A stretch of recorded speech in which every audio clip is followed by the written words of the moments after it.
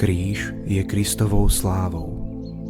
Už prorok Izaiáš o tom píše, keď predkladá Pánovo slovo. Hľa, úspech bude mať môj služobník, pozdvihne, vyvýši, zveľadí sa veľmi. Po útrapách sa jeho duša nahľadí do síta. A početných dostane za korisť, lebo vylial svoju dušu na smrť a pripočítali ho k hriešnikom. Kríž je hlavným nástrojom Kristovho umučenia. Bolo ich viac.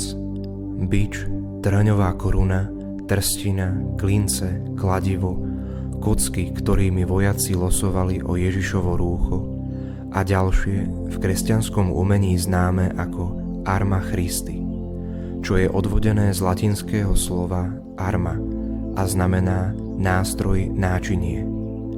Vo vojenskej terminológii bojový nástroj, zbraň.